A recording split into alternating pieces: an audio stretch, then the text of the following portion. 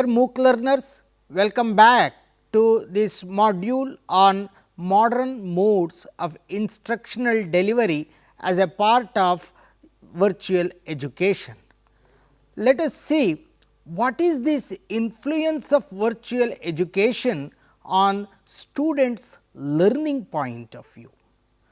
Please see how this virtual education improves the institutional productivity with respect to teaching, learning and capacity building, how it will enhance the skills and it will end up with earning a degree, how the virtual education can be helpful in innovative learning resources, how it can be helpful in developing interactive e-learning tools, improved engagement with respect to teaching learning scenario, e-contents, developing e-contents for students, online examinations and rewards, collaboration and networking. So, this is the influence, these are all the influence of virtual education on students' learning, and we are seeing the effect of this virtual education in today's educational scenario. Especially in the higher education, we are seeing the massive involvement of e-learning related tools for improved teaching learning process. Now, at the end of this session, we will be able to understand how to design and develop an online course that prompts learner interactions, engagement and active learning, use various modern modes of instructional delivery, incorporate and apply online tools for effective online instructions, design high quality instructional materials, create online learning activities appropriate for a specific discipline or content area. Now, what is an instructional delivery? It is a very broad term and it is a specific technology field that deals with creating the resources for learning. A famous educationist R.C. Ritchie defined instructional delivery as the theory and practice of design, development, utilization and evaluation of processes and resources for learning. Basically, this instructional delivery describes the technologies that facilitates access to information of all types. So, this is the fundamental definition of instructional delivery that we have to keep in mind. If you see the historical analysis of instructional delivery, how it was improved over the period of time. In 1920s, the modes of delivery were individual, self-paced and self-co-reactive instructions. Okay. In 1930s, they have included behavior objectives and formative evaluations. In 1940s, actually military training benefits from IDT during World War II was included. Then in 1950s, there was a famous educationist called Skinner. He programmed the instructions. Bloom's taxonomy came into picture. Major funding for maths and science after the launch of Sputnik. Okay. In 1960s, there was a people started defining learning objectives, criteria of referenced evaluation started coming in. In 1970s, cognitive psychology merges with the instructional design. In 80s, the personal computers, instructional systems in business and industries came into picture. Now, in 90s, people are talking about cognitive load theories, rapid prototyping and many more things. Okay. So, this is the history of how the instructional delivery has evolved over the period of time depending upon the needs of that particular time. So, what are the domains of instructional technologies? Instructional technology is a different field. The domains of instructional technology include design of instruction, development of instruction, evaluation, management and utilization. Okay. And basically this comes under the category of domains and competencies of instructional technology. So, what we do it in design of instruction? It includes instructional system design, then message design, instructional strategies and learner characteristics.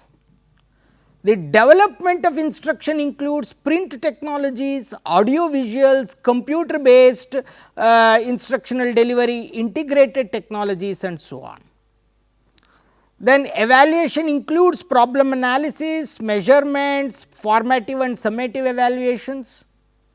Utilization includes diffusion of innovation, implementation and institutionalization, policies and regulations.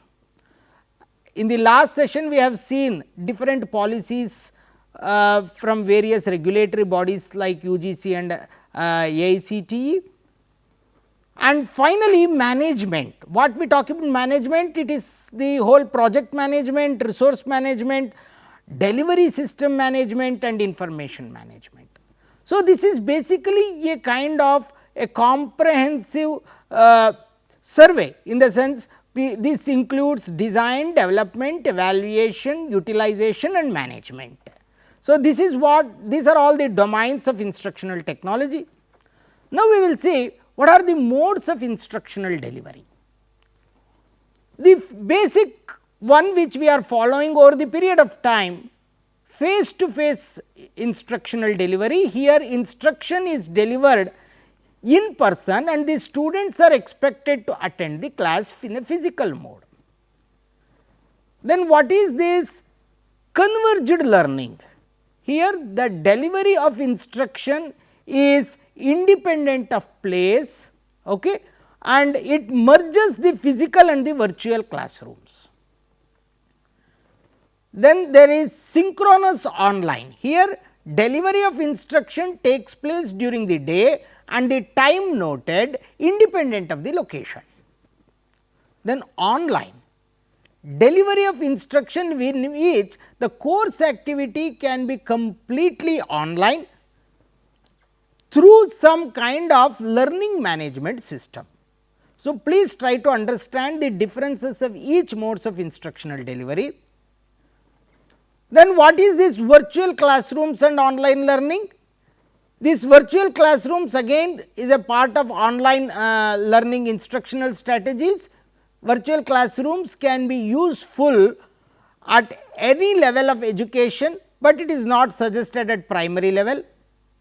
One common challenge of the traditional classroom environment is that the students learn at their own pace. So, teachers need to find a way to tailor their lesson plans to the average learners rather than addressing each student's unique needs here. And online learning provides access to a wider array of topics, giving the students opportunities to enrich their education by taking courses at their schools that might not offer. Okay. Now we will see some of the important tools and technologies that are used in virtual education. First, we will see the use of advanced presentation tools. As an educator today, we are supposed to equip ourselves with the different tools and technologies for better teaching, learning and presenting. One such open source tool that is available, I think majority of you may be aware of this, Apache's OpenOffice Impress. What is this? Impress. Earlier Apache OpenOffice was formerly known as OpenOffice.org, is one of the most well known Microsoft Office alternatives, and with Impress this you can download, install and do a lot of things. With Impress you can make multimedia presentations, you can insert images, videos, sound and many other things. You can also use 2D and 3D clip, art, animation, special effects and so more. So, you can also open a PowerPoint files on this software. This is a free and open source software, anyone can use it. It is really a good tool to use. Then there is one more tool called DocSend, which helps the business professionals like not business, like professionals like you to securely share and control the content that drives the business forward. So, here DocSend's powerful link based system makes it easy to set security preferences for each of the stakeholder. So, they receive notifications each time if someone views your file. They will analyze the content performance on a page by page basis. They create modern virtual deal rooms, and almost, you believe me or not, more than 70,000 companies they rely on DocSend to share and manage sensitive information. This may be used for industrial training purpose, where if the industry wants to share some of their information which need not be sent to everyone. So, in such kind of scenarios DocSend can be used. Then Google Slides, every one of you know, it is a part of Google Workspace, and it is it does a very nice job of making a number of PowerPoint capabilities. This is a free presentation software that supports embedding videos, creating diagrams, adding animations to your slide. Then there is one more called Mentimeter. It is also easy to use, interactive and innovative. Presenting has never been stressful and it is more effortless here. You can create a unique dynamic presentations that will impress as well as engage, whereas the rest of the three that we have discussed, they are not engaged. Here you can actually have some kind of live engagement with your audience. With Mentimeter, you can better connect with your students, colleagues and clients. So, no matter if it is a lecture or a workshop or a meeting, Mentimeter has been designed to suit every type of presentations. At the end of this session, we will have some kind of demonstration of these tools. Okay. So, here we have so many other types of different tools for presentation. One is something called iSpring Suite Max, which is a paid software. Here the business seems, it is actually for business. There is one more called Nearpad. Lot of teachers use this. It is very good for this is very good for sharing exciting lessons with interactive sessions, as well as they include some VR lessons, but the basic free tool is limited to only 40 people. And again we have already said about Prezi. It is a web ready presentation, HTML5 based presentation. Then Mentimeter is for interactive presentations. Similarly, we have ClassFlow, SlideDog, Intuiface. So, there are so many Intuiface. There are so many such kind of advanced presentation tools are available in for some of them are free and some of them are paid. So, depending upon your requirement, you can choose the one that best suits for you. Then coming to the implementation of flipped classroom. Basically, the flipped classroom is an instructional strategy that aims to increase the student engagement and learning by having students complete the readings at their home and work on live problem solving during the class time. Please understand, this is flipping. What we used to do is, in the earlier traditional classrooms, we used to teach the students during the class time and give the homework for the students to do at their home during the free time. Now, what we are trying to do? We are flipping it. We are giving some instructional materials for the students to study on their own. It may be a video file or it may be an e-content file. the students will go through those materials, and during the class time what we will do is, we will conduct some assignments or assessment or some activity based on the contents that you have given for the students to study at their home. So, this is the concept of flipped classroom. Here students watch online lectures, collaborate in online discussion at home, while engaging in concepts in the classroom with the guidance of a mentor or the teacher. Here a teacher's interaction with the students in a flipped classroom can be more personalized, and students are actively involved in knowledge acquisition and construction. So, but there are 3 points to consider regarding the flipped classroom. One is homework. What is the homework that you are giving? Using the flipped classroom model, students are required to do homework prior to the session, and not all the students will do that. So, how do you motivate the students to actively participate in flipped classroom is a real challenge. Then homework quality. No student will accept a very long and detailed video to watch online. So, how deep do you go with the material? How much you are required to ask the students to watch? These are all some of the issues. Similarly, the production quality also.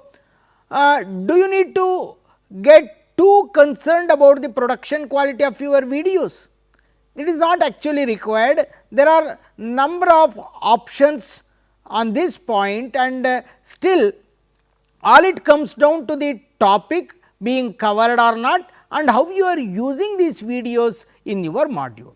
So, quality should not matter too much here, and you would like to produce an interesting and engaging videos that will hold your students' attention. These are the 3 points to be considered while you are implementing flipped classroom.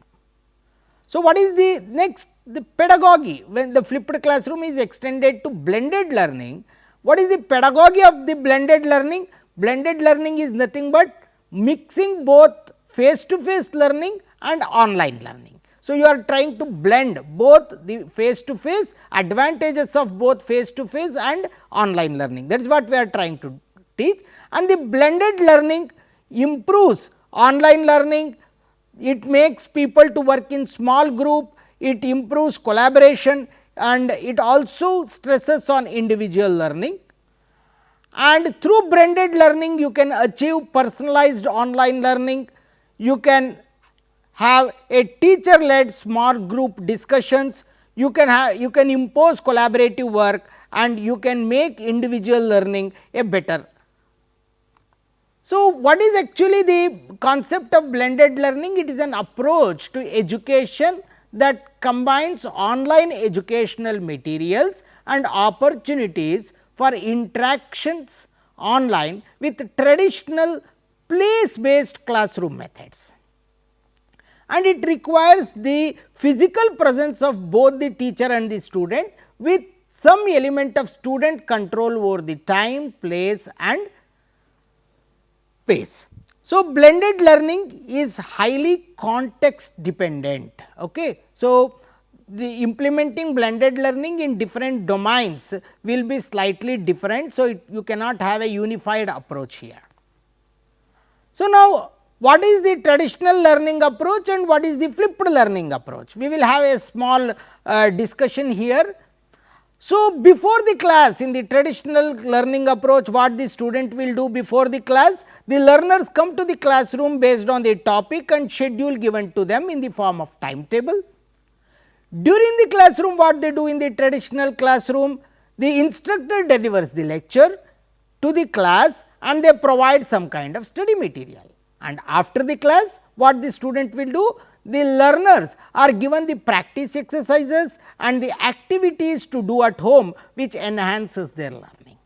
But what happens in the flipped classroom learning approach? Before the class, the students, the learners are given the study material to read and assimilate some kind of learning material.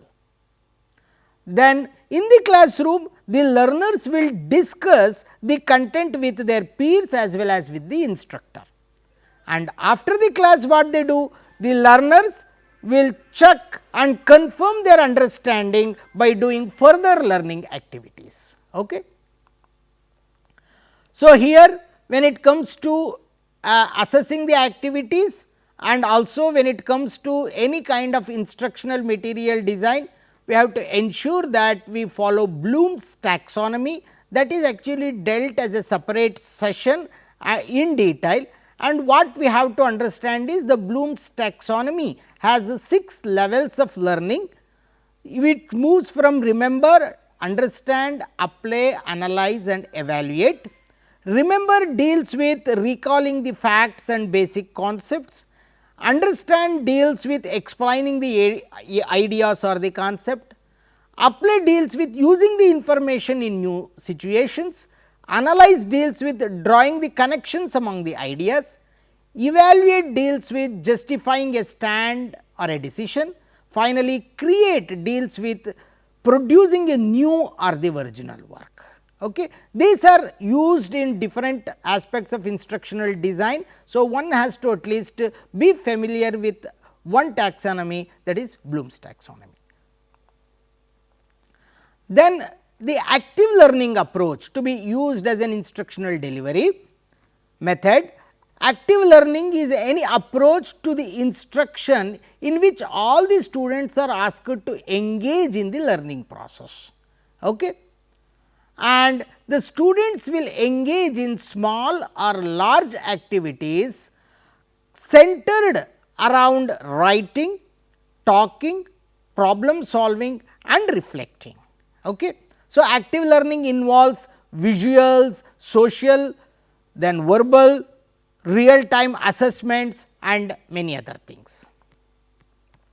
There is one more instructional delivery approach called problem based learning, whereas the traditional teaching lecture would give the students information or the answers, whereas in the problem based learning you are going to present the students with a problem rather than the solution, and this allows the students to become more active in their learning as they work out with which information they need to find out to solve a particular problem.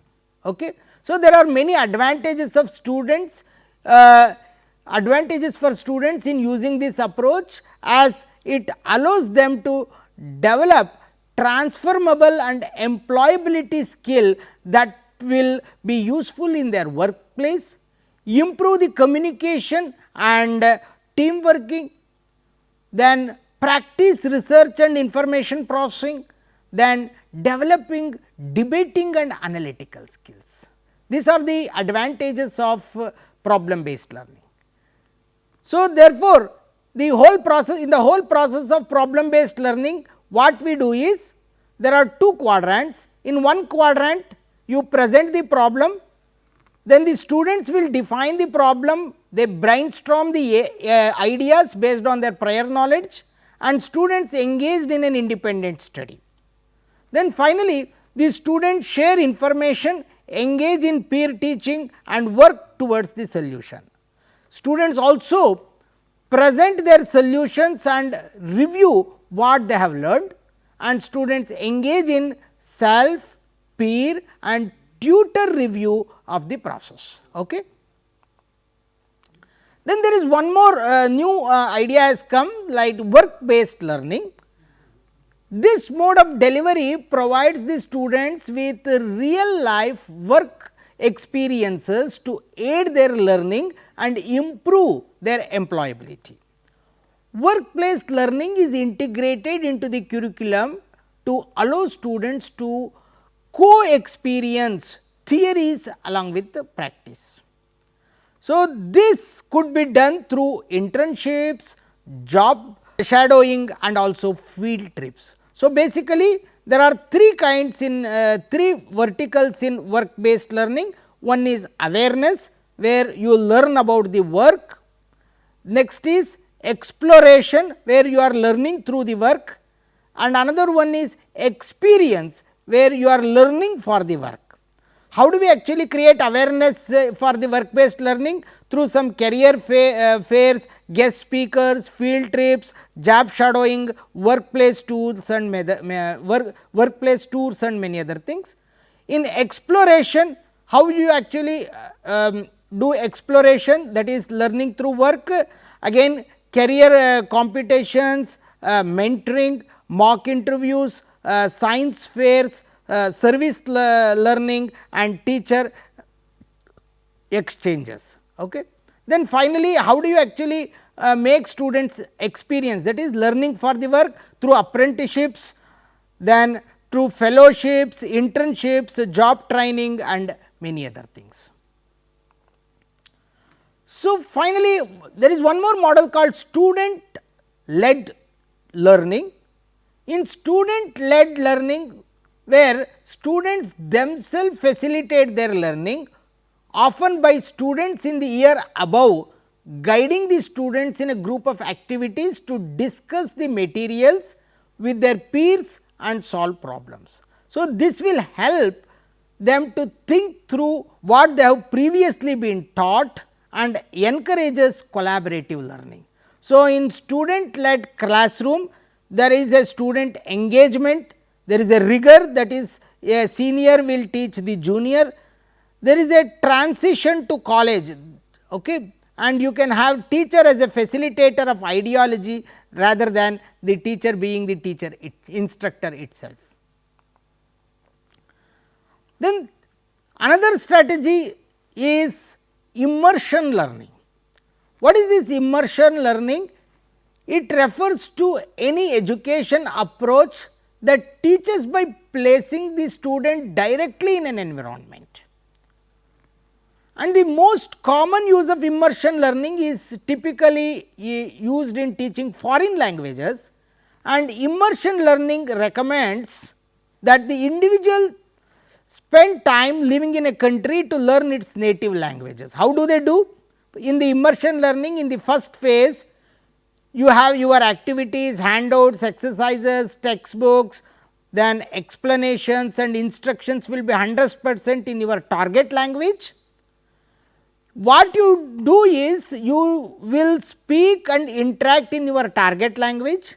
Then at the third phase, you will be completely immersed in the language and the culture that you are learning. So, this is how the immersion learning is practiced in case of language learning. Whereas, nowadays people are using the new technologies like augmented reality and virtual reality to mimic this immersion learning even in technical education also. So, how do we implement the immersive learning in classrooms? These technologies that implement immersive learning in the classroom teaching are virtual reality, augmented reality, mixed reality and 3D immersive learning. All these technologies are used to implement immersive learning in the classroom. So, what are the benefits of immersive learning? It is a distraction free world, it is focused immersion, there is an emotional content, increased motivation, there is a personalized learning approach and a better knowledge retention. So, therefore, for few subjects at least people should start implementing this immersive learning. Then how do we design the learning space for the students in your classroom? Please recall all your classrooms, if you see in your own institution, they are all very traditional that follow the British model, conference room model, where teacher will be standing on the stage and there will be a series of desks which are laying in front of the students. The students will assemble just in front of the students, they sit in the desk. So, with this kind of learning space, students cannot learn much or do any interaction. It is more of it is better suited for a typical classroom atmosphere where the teacher is giving a monolithic lecture and student is just listening. But this is this is not the type of classrooms that we want for teaching the present day students. Here the design of a learning space is very important to obtain the desirable learning outcomes. A well designed learning space supports pedagogical practice that engage, challenge and equip students with the knowledge, skills, attributes that they need to succeed in a complex and rapidly changing world. So, you cannot have a traditional classroom, better see the typical classroom that is actually situated in for a kindergarten class in America. So, what are the trends in learning space design?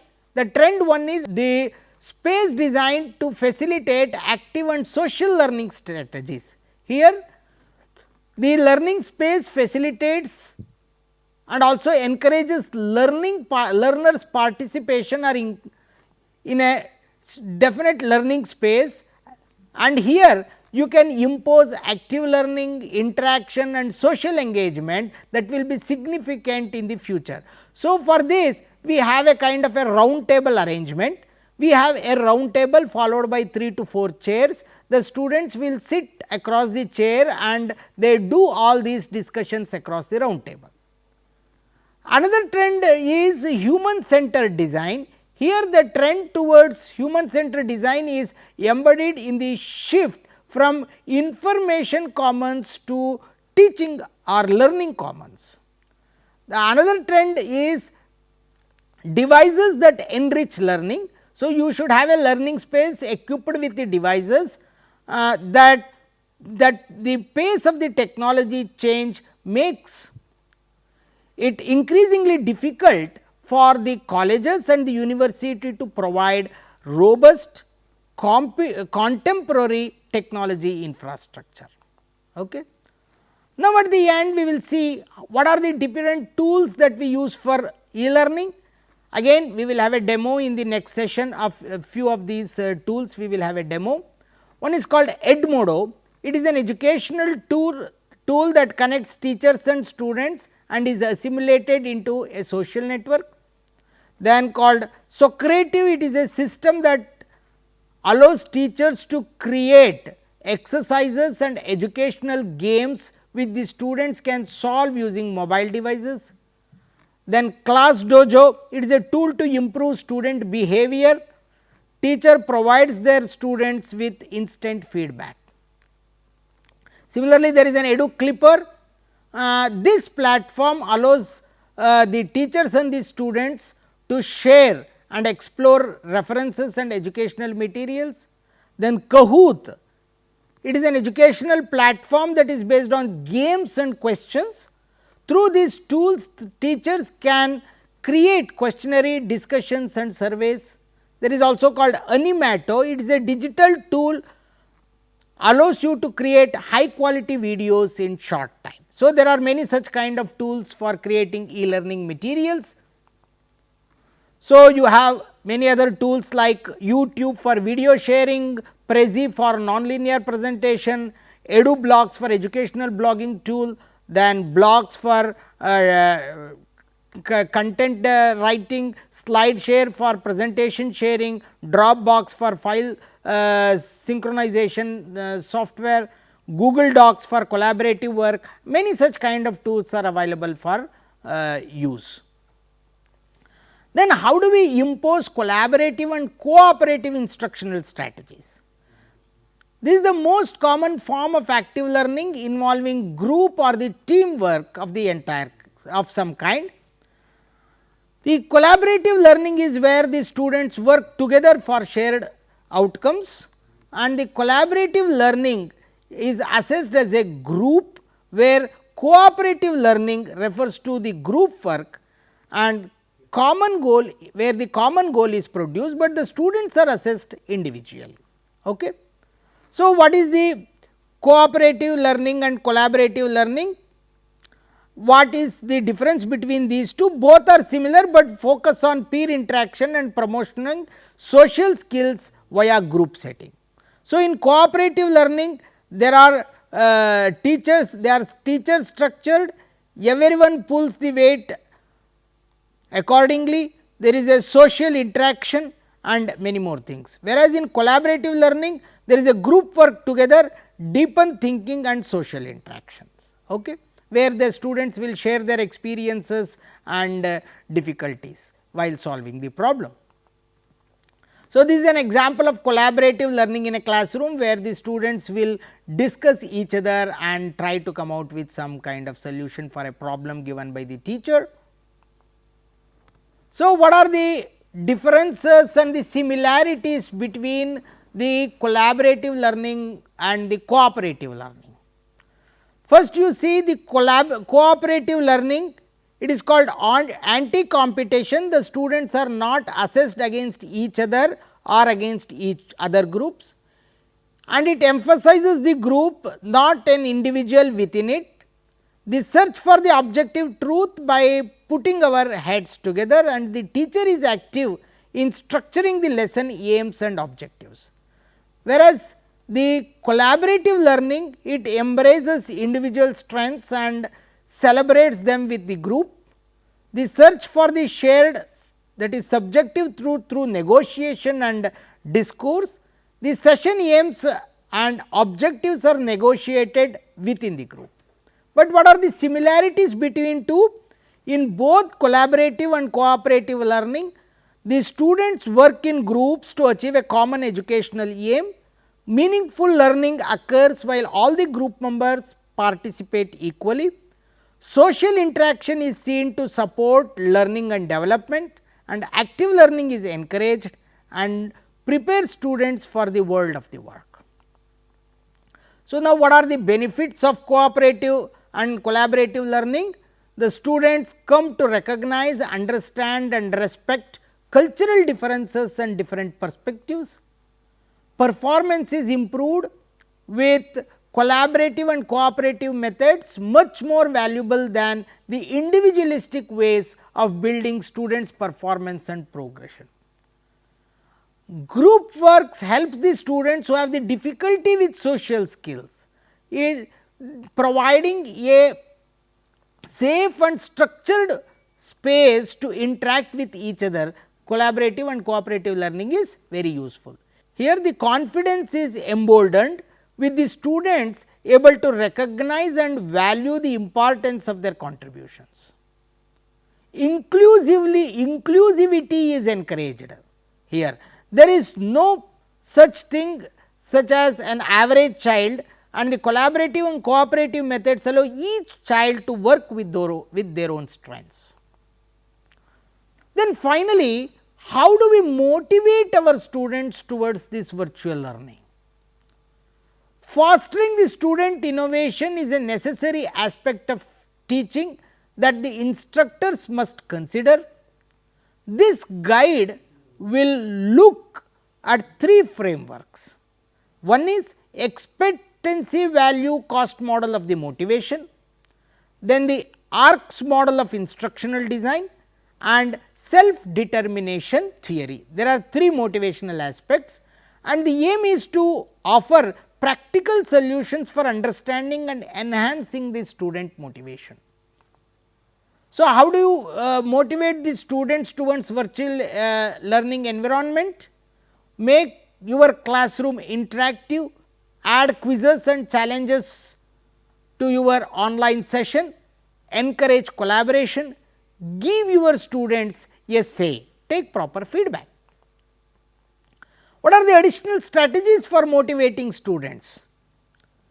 There are few additional research based strategies for motivating the students. Become a role model for students' interest, get to know about your students, use examples freely, use a variety of student active teaching activities, then be free with practice and constructive in criticism.